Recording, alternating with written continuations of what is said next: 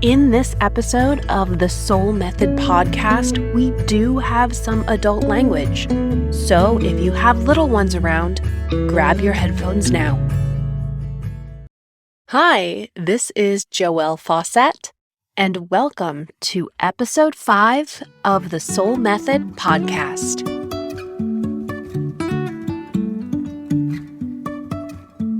Life is a winding road, no telling where it goes. Driving through days and nights, won't stop. Hi everyone, I am so glad you're here. Welcome to episode 5 of the SoL Method podcast, titled The Banana Experiment. The mission of the SoL Method is to be your guide to heal from the past, be at peace in the present, and create a future you love. Like I mentioned, today's episode is titled The Banana Experiment. And no, it doesn't have to do with the fruit. This episode is all about how to handle big emotions in your life, both your own and those of people around you. If you're wanting to live a life where nothing can shake you, no yelling, no slamming doors, no sarcastic remarks, where you are bulletproof to all of your emotional triggers, stay tuned.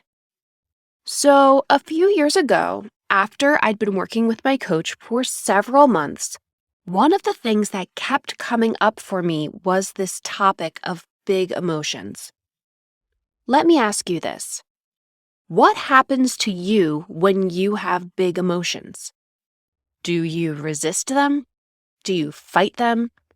Do you have a healthy way of letting them out? Or, quote unquote, dealing with yourself, like I talked about in the last episode?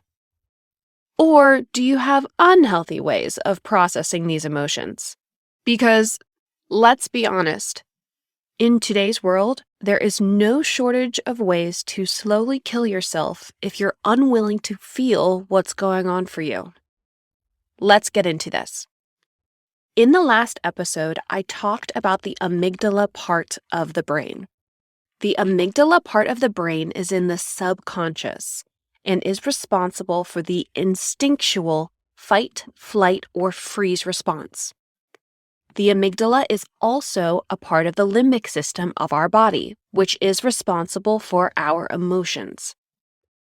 Now, the amygdala, unlike the cerebral cortex, which is the conscious part of the brain, does not understand language or the concepts of reasoning, thinking, or planning. All of rational thought is done by the cerebral cortex. Side note, if you've ever found yourself super frustrated because your emotions don't make sense, yeah, emotions quite literally don't know what sense is. Because, like I just described, emotions are processed in the limbic system of the brain, whereas reason and rationality is processed in our cerebral cortex, two completely different parts of the brain. This is also why we tend to say silly things when we are trying to express our emotions. Have you ever asked someone to explain why they love their spouse? They'll always say things like, from the movies, "She completes me," or, "Well, he's pretty cool and he's always there for me," and blah, blah, blah. And the reality is that these explanations make no real sense whatsoever. However, the listener will usually go, "Oh yeah, totally, that's awesome, I totally get that." Because we all have this shared experience as human beings with emotions not necessarily being able to be rationally explained. Also, side note, ask a parent why they love their kids. I promise you half of them will say, "I don't have a damn clue." We love our children regardless of all of the, life experiences they allow us to have, because that love is wired into our brains. Now, here's what people often are not aware of. When it comes to neurological processing, our subconscious mind is more than 1 million times more powerful than our conscious mind. This is why establishing new patterns and habits can be so hard. Have you ever wondered why resisting that chocolate cookie when you've newly decided to cut out sweets is incredibly challenging? Or why half the population will quit on New Year's goals within 3 weeks after the holiday? This is because even though our rational brains are telling us to take better care of ourselves and stay committed to our new goals, the subconscious parts of our brain are so much more powerful than that conscious, rational part. And often we fall back into those subconscious patterns. The power of the subconscious mind is also why, when the subconscious learns emotional patterns at an early age, like the belief that loud and angry people are scary, these belief systems stay with us for a long time, often into adulthood, and can override our conscious mind that tells us there's nothing to be afraid of. This is what we call a trigger, a subconscious belief that was created at some point in our past and now rules our emotional reaction regardless of the reality that is in front of us. This connection between the subconscious part of our brain that controls the fight, flight, and freeze response is why EFT, or the emotional freedom technique that I described in the last episode, is so effective. EFT is not based in rationality or talk therapy, but instead it directly connects to the amygdala part of the brain using specific meridian points. If you didn't listen to the last episode, definitely pause here and go back and watch the accompanying video. It will definitely help you understand the information that's to follow in this episode. Most of the people that I know who don't have any training on how to handle their own big emotions in a healthy way do one of two things. They either implode on themselves, aka the flight or freeze response, or explode on others, the fight response. Now, emotional exploders are not hard to find, and I bet you have people in your life who do this. Or maybe you are one of them. When someone explodes with big emotions, it usually looks like a wave. Something happens, their vibration starts to change as their amygdala decides that what is happening around them is a threat to their own state of peace.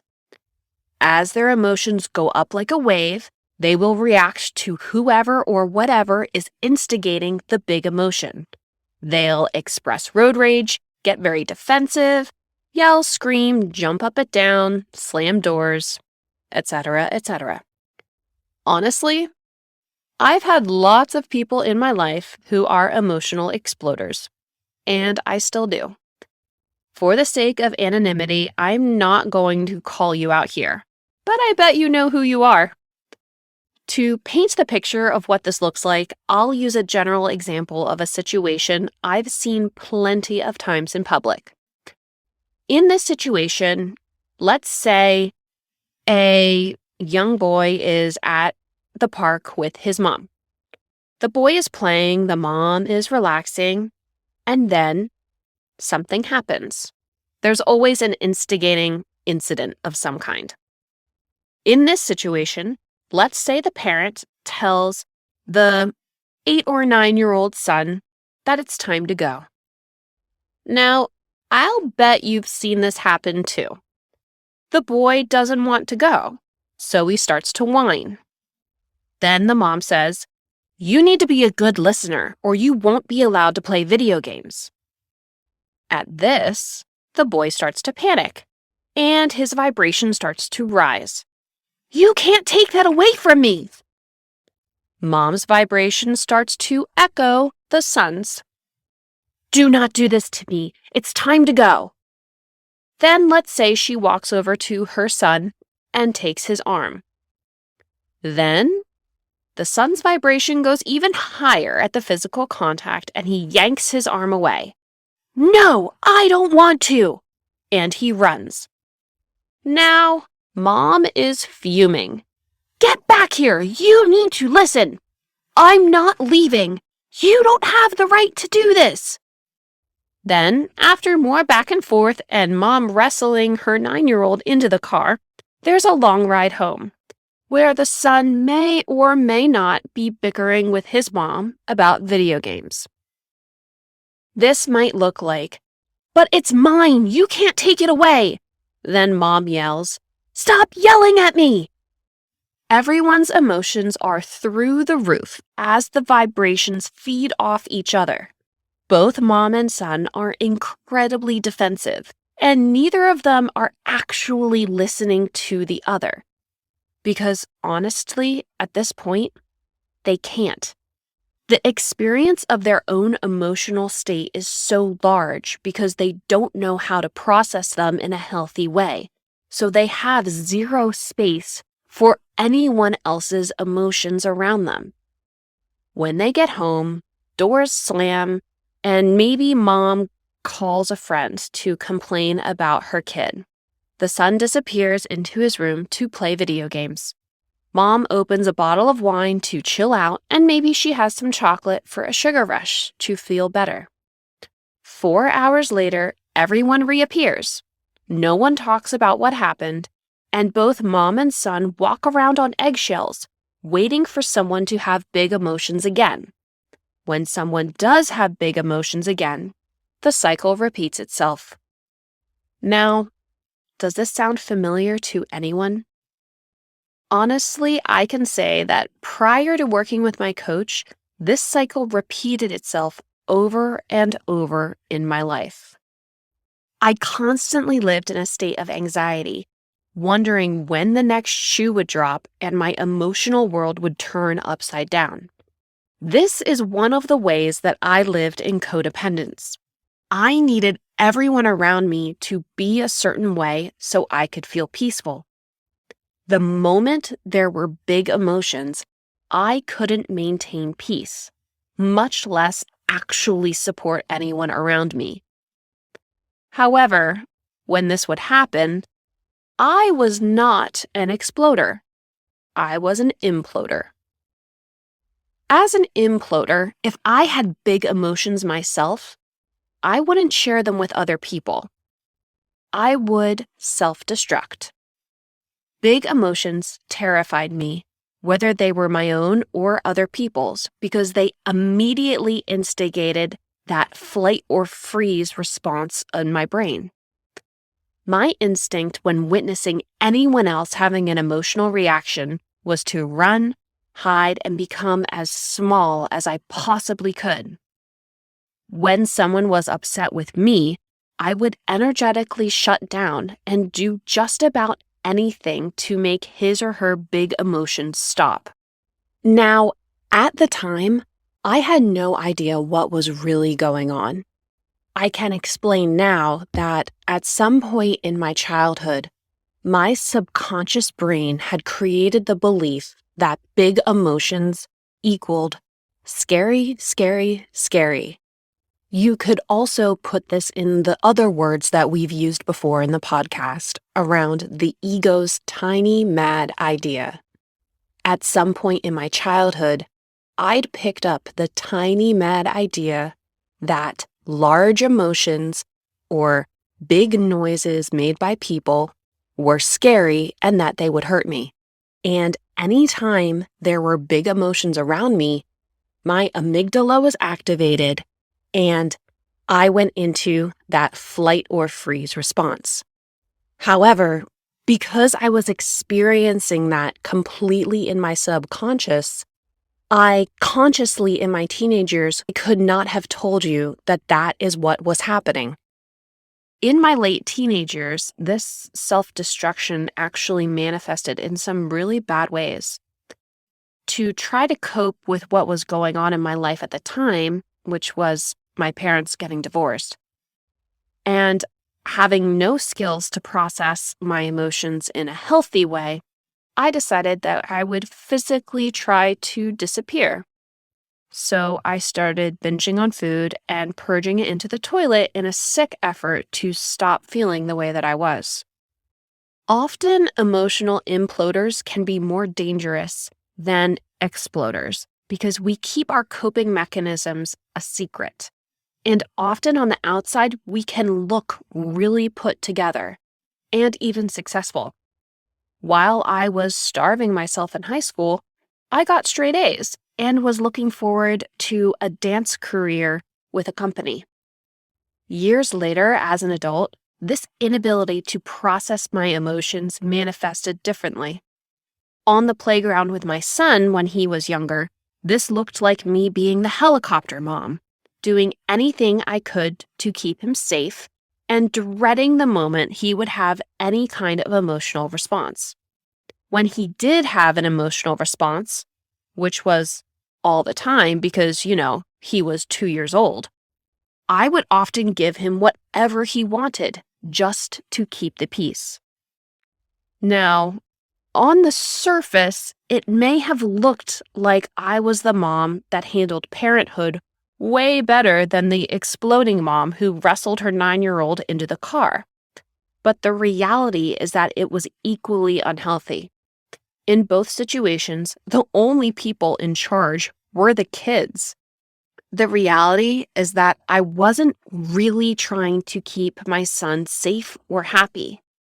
My subconscious was actually trying to keep me safe through manipulating my son's emotions, because that is the only way that I could maintain peace. What a mess. Years ago, when I worked at Starbucks, I had a coworker who witnessed this in me and called me a pushover. Granted, he was definitely an emotional exploder, not an imploder like me. And Shane Austen, if you hear this, yes, I'm talking about you. I hated it at the time, but now looking back, I know he was totally right. And, side note, I'll circle back around in another episode on this story because I know now that the friendship that he and I developed over the years was one of the first healthy friendships I'd ever had in my life. Back to being an emotional imploder. In this state, I simply couldn't handle anyone else having a big emotion around me. And the moment they did, I would do anything I could to appease them, or I would ignore it until I could leave. So, can anyone relate to this experience?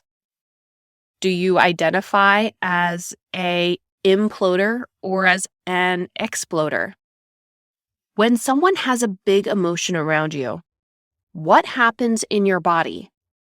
Do you feel yourself energetically change when you hear doors slam or someone yelling? Do you feel the push or pull to react in some way? Take a moment and think back to the last time you felt your energy or vibration shift because someone around you was having a big emotion.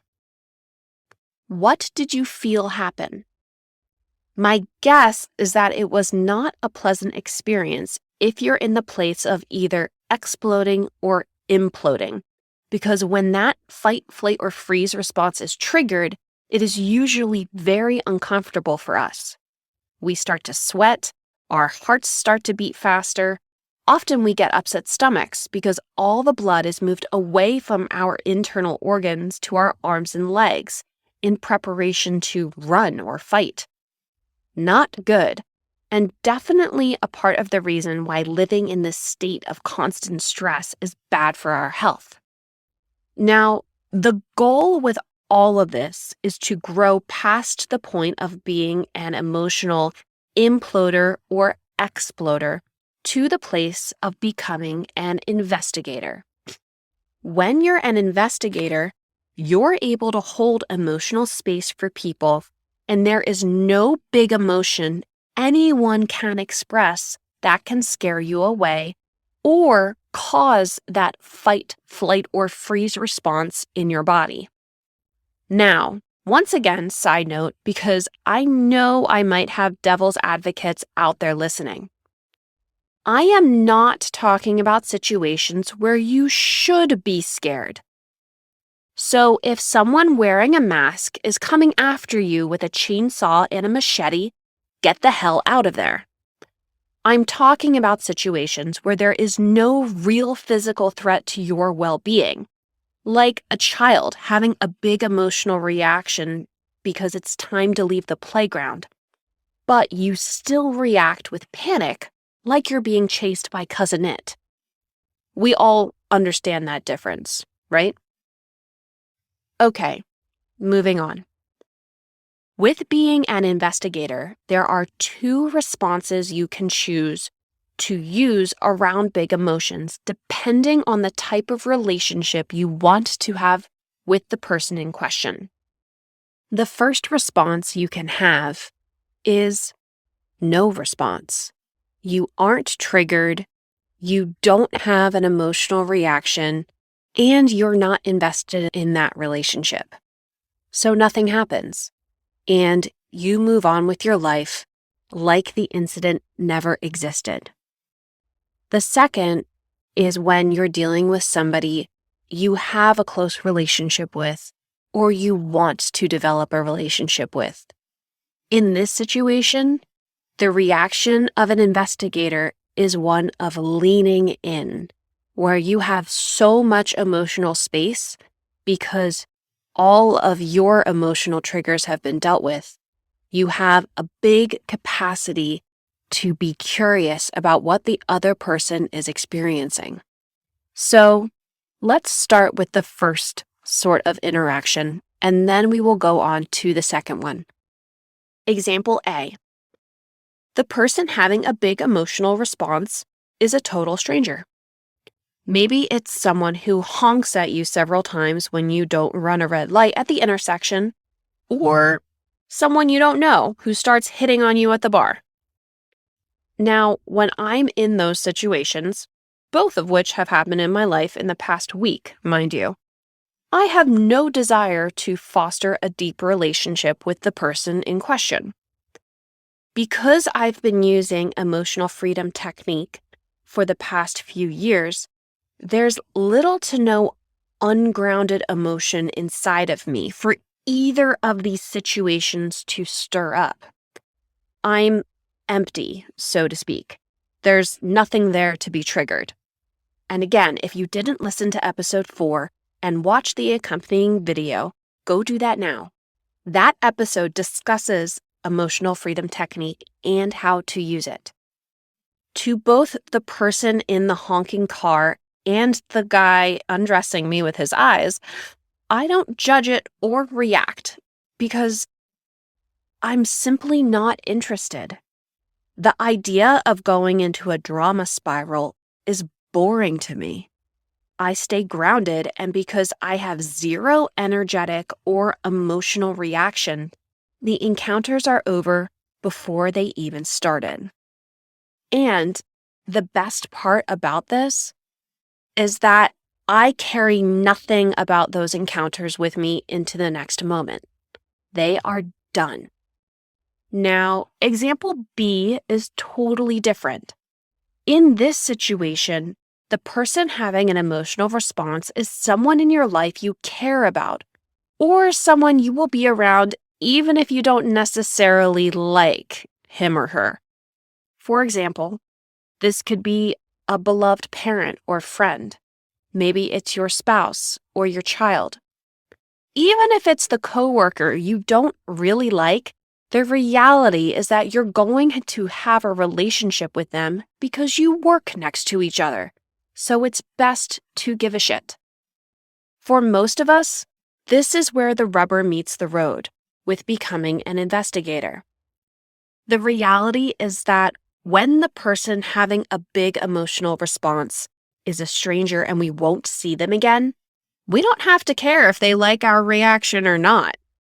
We can emotionally erupt in front of them and walk off justified because they, quote unquote, deserved it. I could have gotten out of my car and flipped off that honking driver, or called out the guy at the bar and intentionally and publicly humiliated him. And it would have been easy, because if they don't like it, do I care? Would you? This was actually one of the arguments I had with my coach, because I felt very justified in my reactions. If someone was yelling at me, didn't I have the right to yell back? You may be sitting there thinking, but if someone is an asshole, then they deserve what's coming to them. I said the same thing to my coach once. You know what she said to me? You can either have assholes in your life or you can have people having a human experience. In the end, the choice is up to you. Well, damn. Talk about a proverbial smack across the face. But she was right. The way that we identify people in our lives can either be in the mindset of me versus you, or in the mindset of a shared human experience. When you become an investigator, you no longer have toxic people in your life. You just have lots of people having human experiences just like you. On the justification of my actions, my coach used this analogy with me. Let's say you're a cup, and your own undealt with emotions are the juice in the cup. The less you process your own emotions, or, as I would say, the less you deal with yourself, the more juice is in the cup. If someone comes along and tips the cup and the juice spills out, it's because you're the one who left the juice in the cup. This brings us to foundational principle number 5 of the SoL method, which is each individual is responsible for his or her own emotional state. And in parallel, the emotions of other people are none of your business. As my coach told me, the most harmful dragon we can choose is the one that makes us think we can change things that simply aren't ours to change. Now, because we often do care about the people in our lives and want to maintain and improve these relationships, what do imploders and exploders do when someone freaks out? We do what the mom in that first example did. Remember how I said she grabbed a glass of wine and called her friend? When we aren't investigators and cannot create the space for our loved ones to have big emotions because it triggers so much of our own undealt with emotional junk, we often instead take all that pent-up energy and share it with someone else in our lives. You might call it girl talk or guy time. The fact is that it's gossip. And all gossip comes out of codependency. Rather than having the emotional capacity to have a real conversation with the person having a big emotion, we call a friend or our spouse and complain about some interaction that just happened, about how the kids are driving you crazy, about how your boss is micromanaging, and about how your friend won't stop talking about how the guy did her wrong. Sound familiar? The problem with these habits is, beyond the fact that they are insanely dysfunctional, they create a situation where we build up resentment. Remember how I said in episode 1 how I blamed my ex-husband and children for the way that I felt after literally saying yes to everything that was making me miserable? This is what I'm talking about. When you aren't emotionally healthy, you aren't able to have honest conversations with people around you because you have zero space for any reaction they might have. In fact, subconsciously, their reaction is probably terrifying to you. Back then, I was absolutely terrified that if I was honest with my husband at the time, he would have a really big emotion. And for me, I couldn't handle that. When you become an investigator, you have lots of emotional space for the other people to react however they need to without taking it personally or having it affect you energetically in any way. When I was first working with my coach, these concepts were incredibly challenging for me. At the time, I was really committed to taking everyone around me personally and making everything they did about me all the time, which automatically meant that anytime anyone had a reaction, my emotional state would shatter. She suggested an experiment, specifically the banana experiment. This experiment, she said, would help me disconnect from someone else's big emotion in the moment so I could ground myself and practice creating space rather than taking them personally. She said, anytime anyone around me has a big emotion, whether it's my kids, my coworkers, a friend or a family member, or even a stranger, and I would feel that emotional trigger start to happen in my body and that flight, fight, or freeze response start to get ignited, she said, I want you to imagine them saying, banana, over and over again. Like, banana, banana, banana. Like Minion style from Despicable Me. At this, I had laughed. She said, I don't really care if you actually whisper it to yourself or get in your car and yell, banana! The point of this is that any big emotion anyone is feeling is not only not your business or your responsibility, it's also not scary. This practice should give you the separation you need to see the person's reactions objectively rather than taking them on yourself. So I started this practice mostly out of amusement rather than actually believing it would work, to be honest. However, I was shocked at how effective it was.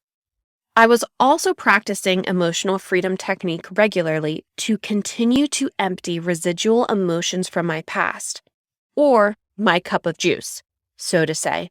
And combined with the banana experiment, I was slowly able to disconnect from my instinctual reaction of, big emotion, that's scary, and instead begin to grow the practice of becoming an investigator. I really encourage you to put this to practice in your own life, alongside your own tapping practice. Tapping is essential to processing through past emotional trauma, as well as processing your current emotional state. The banana experiment helps to disconnect you so you aren't emotionally triggered by events happening in front of you, and also help you see someone else's reaction or big emotions with perspective. Using tapping or emotional freedom technique alongside the banana experiment are the first two steps to stepping out of the state of being an exploder or an imploder and instead becoming an investigator. So let's take a look at what being an investigator looks like in a real life situation, and then I'll walk you through the steps. For this one, I'll give you another example from my life. Because this one is really fresh, I'm not going to share exactly who I was talking to. My phone rings, and it's a friend of mine. I'll name her Blake for the time being. I answer, Hi, Blake, what's up? She tells me she's at a bar us and our friends go to, and she's clearly upset. What's going on? I ask. So you need to talk to your boyfriend because so-and-so, she names the bartender there, said that he and his friends have been talking about me. She told me they'd been calling her names and basically saying she's a crazy bitch. Now, this is the instigating moment. In the past, I would have gotten immediately roped in energetically and become extremely defensive. Now it's different. I smile and hear my coach's voice in my head. Banana! I take a breath and say, got it. I hear you're upset. Do you want me to just listen, or are you looking for a conversation? I understand if you need to vent. You'll notice how in this response, I don't react to her. I just ask her how she wants me to participate in this conversation. In this particular situation, she actually didn't answer my question right away and instead continued to go on about how rude the boys were being. I say, that sounds really frustrating, and I'm really sorry you're going through that. Do you want me to just listen, or are you looking for a conversation? Now, if she hadn't answered that question, I would have been more firm, because I refuse to engage in conversations like this if the other person isn't willing to be responsible for themselves. If she had said, I just need to vent, I would have responded, okay, got it. I can do that for 10 minutes. I always put a time frame on venting, and for me, it is always a one-time per subject contract. Many of my friends know, if you come to me more than once looking to vent on the same topic, I will end the conversation firmly unless you're looking for a solution to the problem. If you're looking to complain, I will have plenty of love but 0 ears for you. This isn't because I'm trying to be harsh or that I think my time is too valuable or anything like that. It's actually because I care so much about my relationships that I refuse to let any resentment grow in them. I know if I choose to overextend a listening ear to someone who isn't interested in a solution, I'm also choosing to allow for resentment. Now, back to Blake. She didn't want to vent. She said, you can respond. I said, okay, great. I hear you're upset about this. What do you need? Again, this is a statement that puts her in charge of her own emotions. She says, I need you to talk to your boyfriend about what he said. Now, behind the scenes, in the coach in my mind, what I'm hearing her say is, I'm in a state of codependence, and I need everyone else around me to act a certain way so that I can feel loved, worthy, and at peace. That is exactly what is going on here, which is why I asked her what she needed, so that I could discern how I can lean into this situation. Now, the investigator in me comes out. I can speak with him. Note that I am not disregarding her request. But I'm curious. Why does it bother you so much what the bartender said these guys said something about you? It feels a bit like whisper down the lane to me. Now, when you lean into a conversation where the other person is emotional, be ready for bigger emotions, which is exactly what happened here. I knew you would side with Joe. I don't know why I thought I could call you, she says, and I hear in my head, banana, banana, banana. I take a grounding breath. Blake, this is not about sides, and you know that. I will tell you the same thing I would tell Joe or anyone else in this situation. And it's the same thing that my coach told me back when my divorce was the talk of my family gossip. Other people's opinions are none of your business.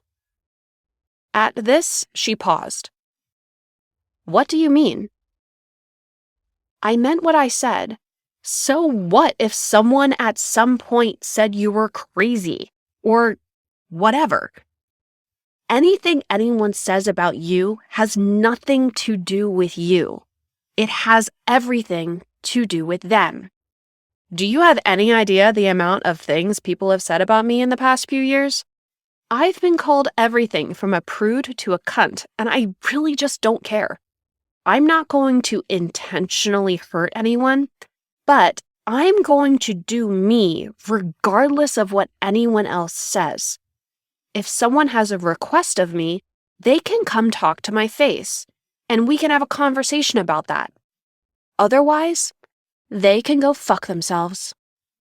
Now, when you're willing to speak truth to someone from a clean place, and I'm going to say that again, from a clean place, aka not charged with your own emotional junk because you've cleared that shit, and the other person is in a space to be responsible for themselves, magic happens.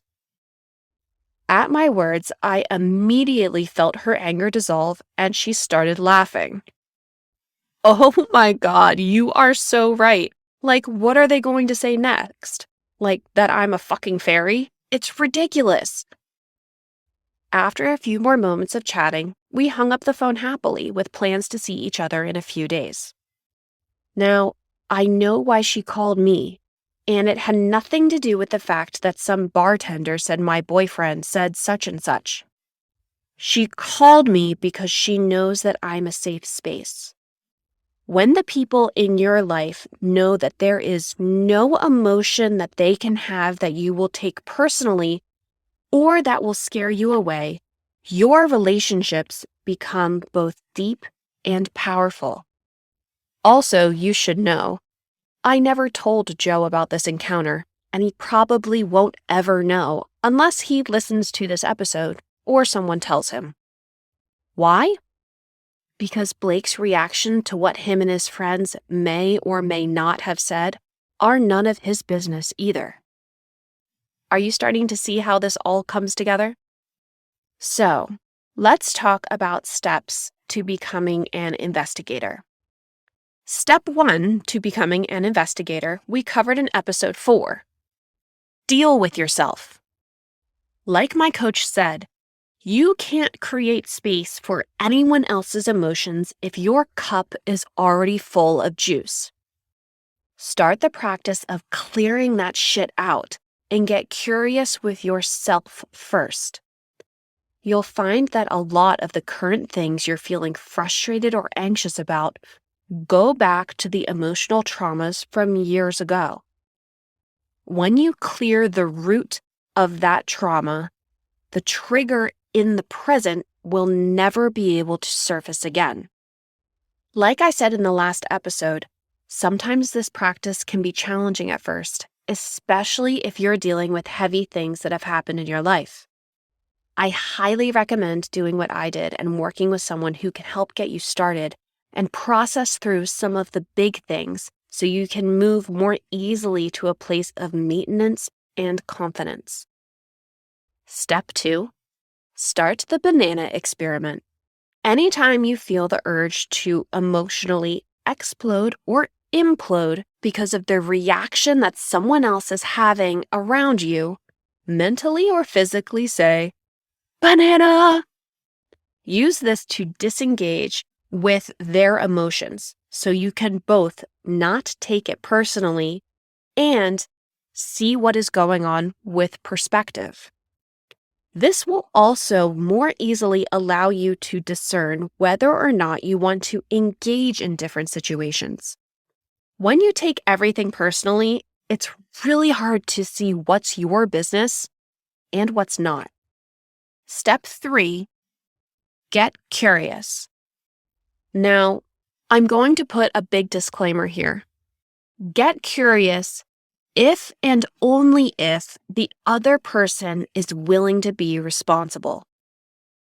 We are going to go into depth about this step in another episode that's coming up soon, because this is huge. I've spent way too much time being invested in relationships where I was the only one who was willing to own my junk. AKA, I was the only one who was willing to not be right. In order to step into curiosity, you must be speaking with someone who is willing to engage in a conversation that doesn't involve blaming, victim mentality, or a commitment to anger. This is why I asked Blake those questions about whether she just needed to vent, whether she wanted a conversation, and what she needed. These were all qualifying questions that I've learned over the years, and I use them to discern how far I can lean into a conversation and be curious with the other person. Now, in that conversation with Blake, she was pretty angry about what was going on. Sometimes people just need to be angry, and I get that. That's okay. I've been there before too. However, the way I handle anger is I'll own it and say, I just need to be pissed off for, 5 minutes. And then I do my thing. After that 5 minutes, I'm committed to finding a solution. This is totally different than someone who's committed to being angry about something and refuses to engage at a level beyond telling you how it's your or someone else's fault. To these conversations, it's a losing battle. And honestly, the best way I can love that person is to disengage with them so I don't develop resentment on my end. Now, like I said, we are going to discuss step 3 in detail because there is a lot there. And that third step takes both time and practice before it becomes instinct. We covered a lot in this episode. How are you feeling? If you're feeling overwhelmed with information, I get it. After we come to a close here, take a break and allow yourself to decompress for a little bit before you come back to some of these concepts. I would really love to hear your takeaways or any questions you have. You can email me at joelle@the.SoL.method.com or message me on the SoL Method Facebook page. I cannot wait to hear from you. Until next time.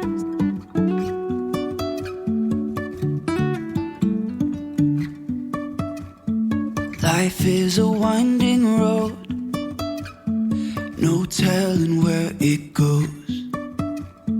Driving through days and nights, won't stop for traffic.